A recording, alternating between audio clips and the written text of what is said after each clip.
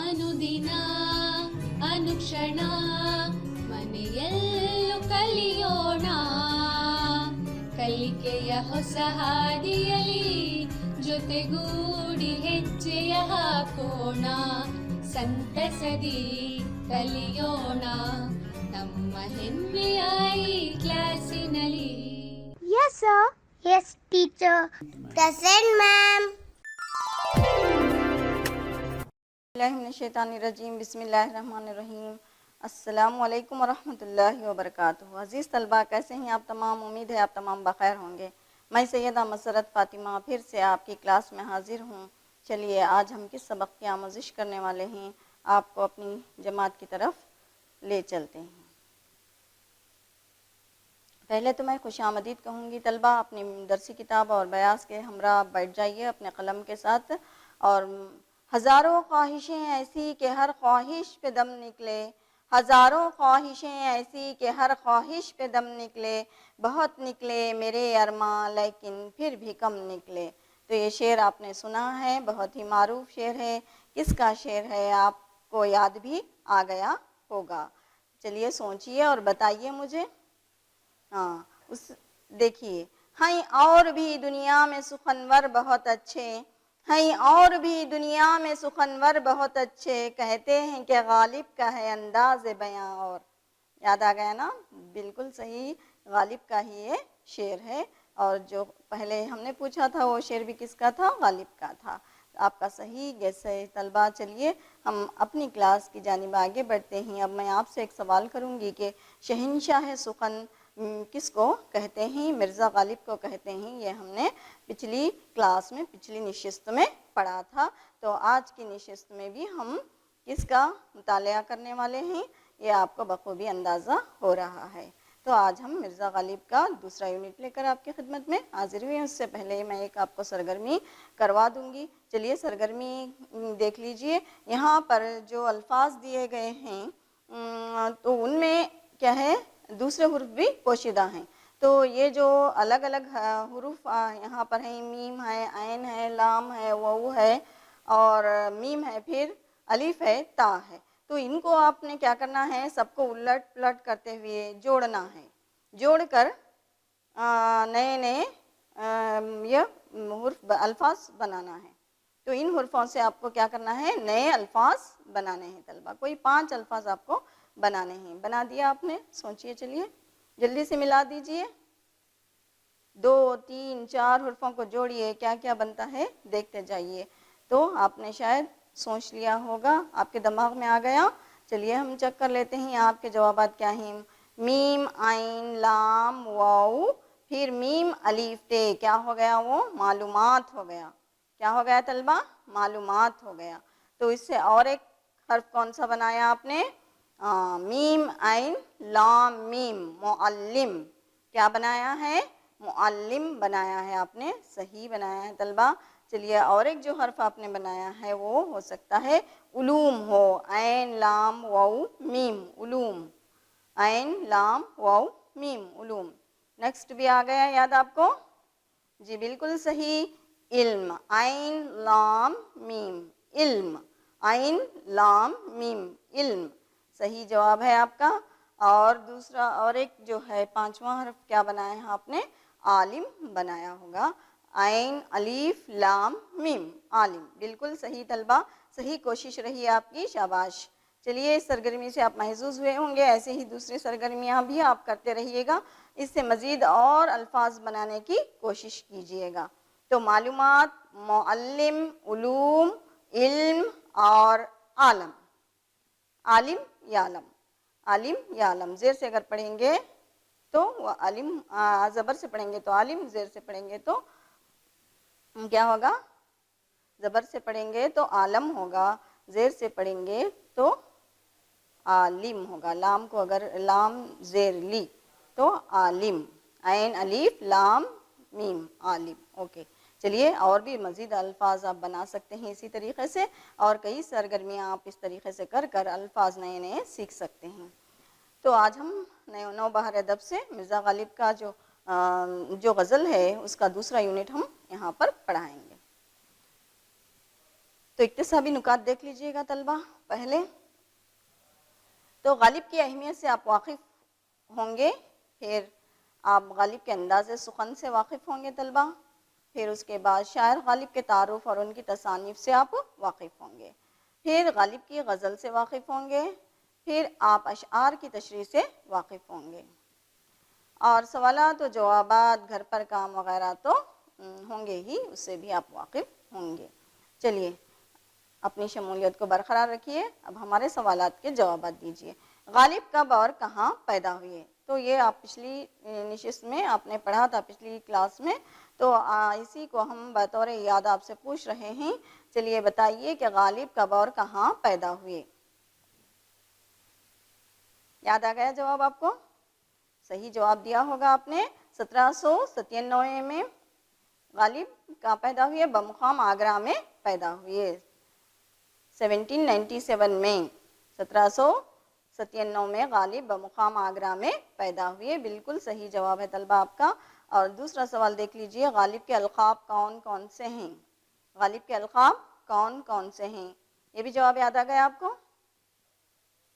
صحیح جواب ہے آپ کا. چلیے، شہنشاہ سخن، نجم الدولہ، دبیر الملک، مرزا نوشاہ، بہادر، نظام جنگ، اسد اللہ خان غالب کے القاب ہیں، ہے نا؟ اسد اللہ خان غالب کے القاب ہیں. تو اسد اللہ خان کیا تھا آپ کا نام تھا؟ اسد اللہ خان کیا تھا آپ کا نام تھا؟ اسد اللہ خان غالب آپ کا نام تھا. تو بہادر جنگ آپ کا لقب ہے، مرزا نوشاہ آپ کا لقب ہے، دبیر الملک آپ کا لقب ہے، پھر نجم الدولہ آپ کا لقب ہے، پھر یہ تمام القاب کہیں آپ، ان تمام القاب سے آپ نوازے گئے ہیں. شہنشاہ سخن بھی آپ کا لقب ہے. تو یہ سارے القاب جو ہیں وہ مرزا غالب کے ہیں. چلیے طلبہ، اور ایک سوال ہے آپ کے لیے. تو اس میں ہم نے 4 جوابات یہاں پر بطور آپشن دیے ہیں. تو مناسب جوابات میں سے آپ کو کیا کرنا ہے؟ صحیح جواب کا یعنی موزوں جواب کو منتخب کرتے ہوئے ہمیں بتانا ہے کہ غالب کا اصل نام کیا ہے. تو یہاں پر جو 4 آپشنس ہیں آپ کے، حیدر خان، وحید الدین خان، مرزا اسد اللہ خان، مرزا غالب، کون سے ہیں بتائیے طلبہ؟ کون سا صحیح نام ہے یہ 4 آپشنس میں سے؟ صحیح جواب کون سا ہے؟ یاد آ گیا آپ کو؟ بالکل صحیح، مرزا اسد اللہ خان. مرزا اسد اللہ خان صحیح جواب ہے. چلیے جو ہے نیکسٹ ہماری کلاس، پہلے ہم تعارف کو جان لیتے ہیں مرزا غالب کے. تو اس کلاس میں ہم پہلے مرزا غالب کے تعارف سے پھر آگے غزل کی طرف جائیں گے. تو مرزا غالب کا جو تعارف ہے، آپ کا جو نام ہے وہ مرزا غالب تھا. پورا نام کیا تھا آپ کا؟ مرزا اسد اللہ خان تھا. پورا نام کیا تھا؟ مرزا اسد اللہ خان تھا. تو تخلص جو ہے آپ کا غالب ہے. تو آپ غالب ہی تخلص کرتے تھے. پہلے آپ اسد تخلص کرتے تھے، پھر اس کے بعد کیا ہے؟ آپ نے غالب تخلص کیا. تو 1797 میں غالب بمقام آگرہ میں پیدا ہوئے. کہاں پیدا ہوئے؟ بمقام آگرہ میں پیدا ہوئے. تو یہ آپ کو اچھی طریقے سے یاد ہے کیونکہ ہم نے پچھلے بھی اس کا مطالعہ کیا تھا، تو بتایا تھا ہم نے تعارف کو. تو آج ہم اس کو بطور یاد دہرا رہے ہیں، تو آپ اچھی طریقے سے یاد رکھ لیے ہوں گے، میں اس کی امید کرتی ہوں. بچپن میں آپ یتیم ہو گئے، پھر ہندوستان کے فارسی گو شعراء میں آپ کا مرتبہ کیا ہے؟ بلند مرتبہ آپ شاعر ہیں. اور پھر کیا ہیں آپ اردو کا جو آپ کا دیوان ہے وہ کیا ہے آپ کی شہرت کا سبب بھی بنا تھا. حالانکہ وہ دیوان مختصر سا تھا، مگر وہی دیوان کیا ہے آپ کی شہرت کا سبب بنا تھا. آپ کے جو نظم میں ہے تخیل کی بلند خیالی ہے، تو وہ جو تخیل کی بلند خیالی ہے وہی آپ کو کیا ہے ایک منفرد انسان بناتی ہے، ایک منفرد شخصیت عطا کرتی ہے. تو آپ کو منفرد بنا دیا. اسی جو نظم کی بلند خیالی ہے، اسی نظم کی بلند خیالی نے آپ کو ایک انفرادی حیثیت عطا کی. تو آپ نثر میں بھی مراسلات کو مکالمہ بنا دیے تھے. تو مراسلات کو مکالمہ بنا کر کیا کیا تھا؟ نثر کو آپ نے زندہ جاوید کر دیا تھا. یہ آپ کی خوبی ہے. پھر 1869 میں کیا ہے آپ وفات پا گئے. 1869 میں آپ کی وفات ہو گئی. تو آپ کے جو القاب ہیں وہ کیا ہیں؟ شہنشاہ سخن، نجم الدولہ، دبیر الملک، مرزا نوشاہ، بہادر، نظام جنگ اور اسد اللہ خان غالب. یہ اسد اللہ خان غالب تو آپ کا نام ہے. تو اسد اللہ خان غالب صاحب کے یہ سارے القاب ہیں کہ شہنشاہ سخن بھی آپ کو کہا جاتا ہے، نجم الدولہ بھی آپ کو ملا لقب، اور دبیر الملک کا بھی لقب ملا آپ کو، پھر مرزا نوشا کا بھی لقب ملا، پھر بہادر نظام جنگ کا بھی لقب ملا. یہ سارے آپ کے القاب ہیں طلبہ. چلیے اب تصانیف سے واقف ہوتے ہیں ہم. دیکھیے دیوان غالب آپ کا آپ کی ایک تصنیف ہے، تو اسی دیوان کی وجہ سے آپ کو شہرت ملی تھی. پھر خطوط غالب بھی ہیں آپ کے، وہ بھی ایک نثر کی کتاب ہے، تصنیف ہے. اور پھر دیوان غالب ہے، پھر اس کے بعد کیا ہے عود ہندی ہے. تو عود ہندی اور دیگر تصانیفات بھی آپ کے ہیں جو کہ بہت مشہور ہیں، تو یہاں پر ہم آپ کو اس سے واقف کرا رہے ہیں. چلیے اب ہم مرزا غالب صاحب کی جو غزل ہے آپ کی درسی کتاب میں، اس کا مطالعہ کر لیتے ہیں. دل ناداں تجھے ہوا کیا ہے، دل ناداں تجھے ہوا کیا ہے، آخر اس درد کی دوا کیا ہے، آخر اس درد کی دوا کیا ہے. ہم ہیں مشتاق وہ ہیں بیزار، یا الہی یہ ماجرا کیا ہے. میں بھی منہ میں زبان رکھتا ہوں، میں بھی منہ میں زبان رکھتا ہوں، کاش پوچھو کہ مدعا کیا ہے. ہم کو ان سے وفا کی ہے امید، ہم کو ان سے وفا کی ہے امید، جو نہیں جانتے وفا کیا ہے. ہاں بھلا کر تیرا بھلا ہوگا، ہاں بھلا کر تیرا بھلا ہوگا، اور درویش کی صدا کیا ہے. جان تم پر نثار کرتا ہوں، جان تم پر نثار کرتا ہوں، میں نہیں جانتا دعا کیا ہے.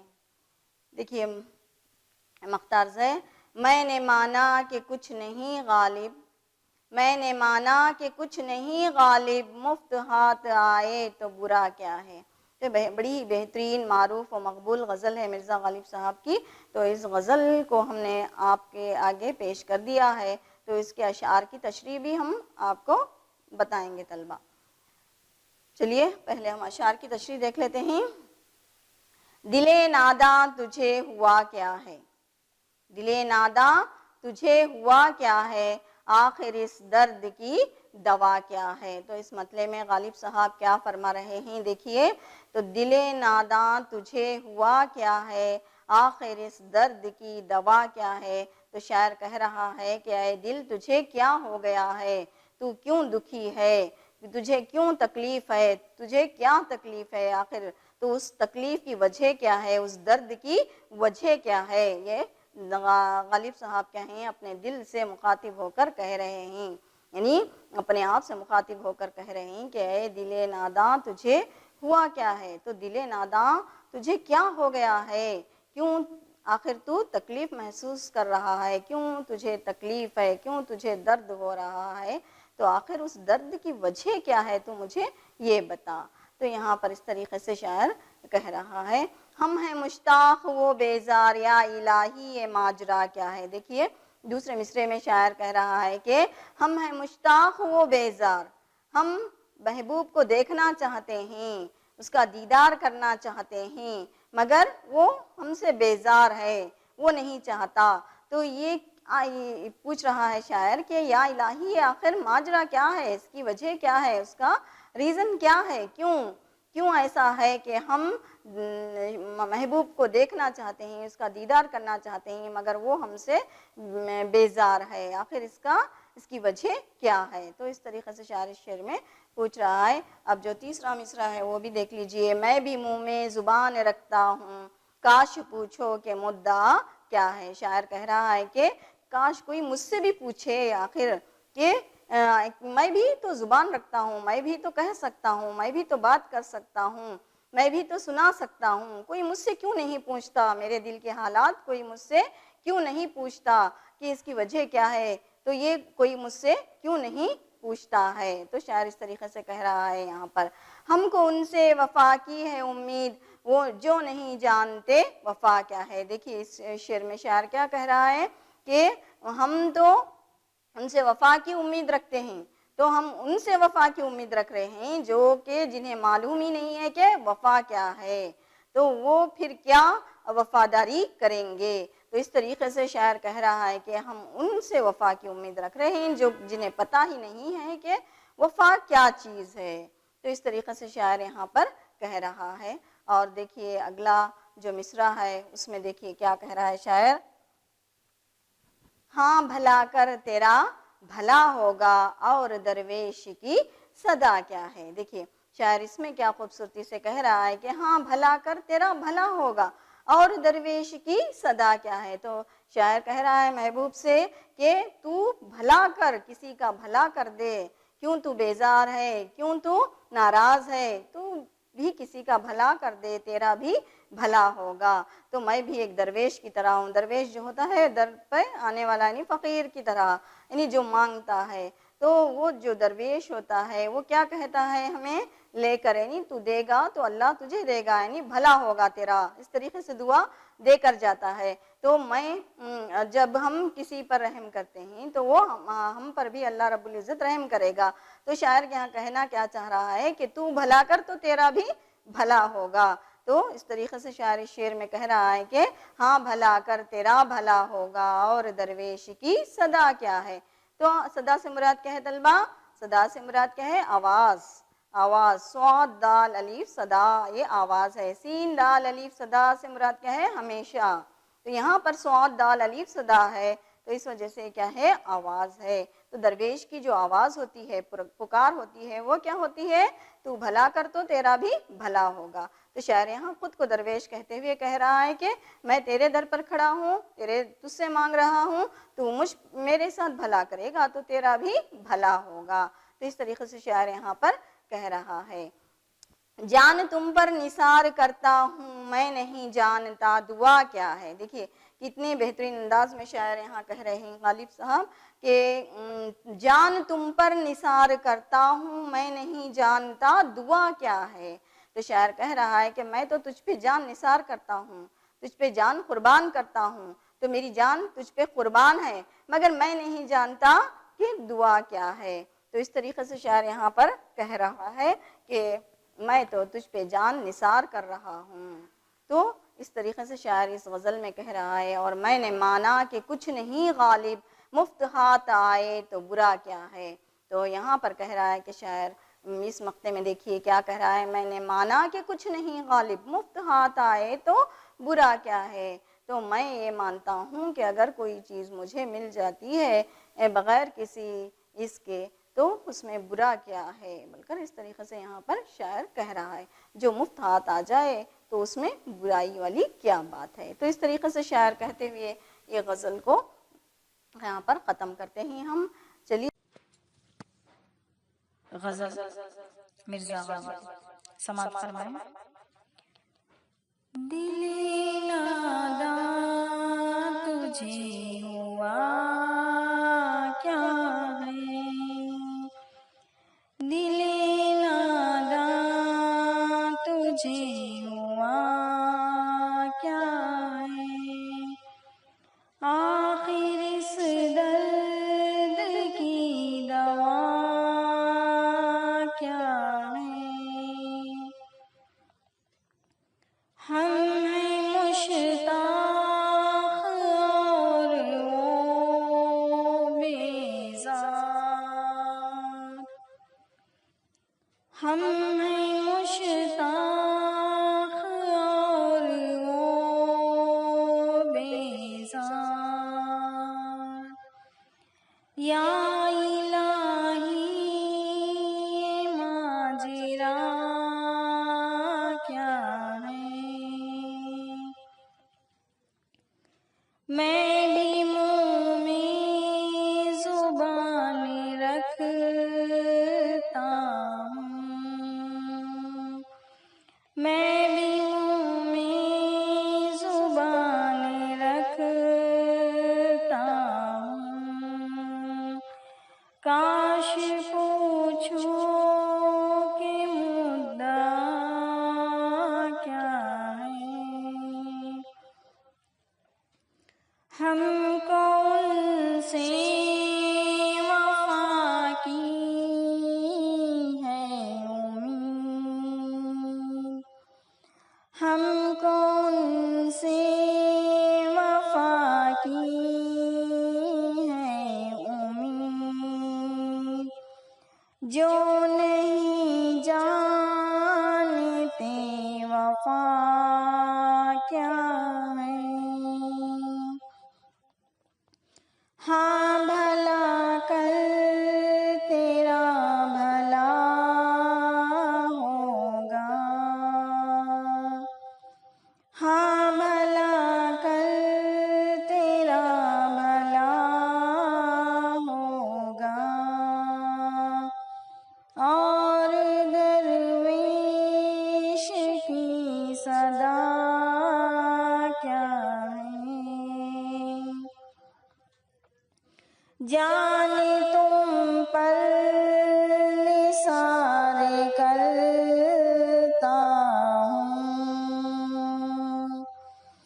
जान तुम पर निसार करता हूँ, मैं नहीं जानता दुआ क्या है।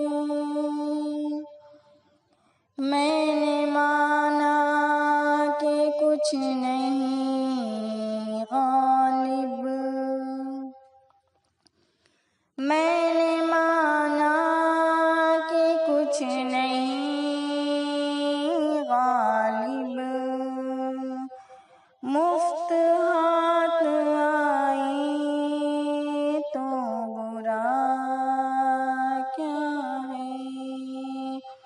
दिले नादां तुझे हुआ क्या है, आखिर इस दर्द की दवा क्या है। शुक्रिया। ये आप अच्छी तरीके से समझ गए होंगे, इसकी मुझे कवी उम्मीद है कि अब हम तलबा आपसे सवालात करेंगे। तो ये हमारा क्विज टाइम है। चलिए तैयार हो जाइए। आपने जो कुछ सुना है उसको आपने बताना है। तो उससे पहले हम आपको अल्फाज माने बताए देते हैं। तो अल्फाज माने जो हैं गज़ल में आने वाले, मुश्ताक से मुराद क्या है? आरज़ूमंद, ख्वाहिशमंद, आरज़ूमंद और ख्वाहिशमंद। मुद्दआ मतलब या मकसद, मतलब और मकसद को हम क्या कहेंगे? मुद्दआ कहेंगे। दरवेश, फ़कीर या भिखारी।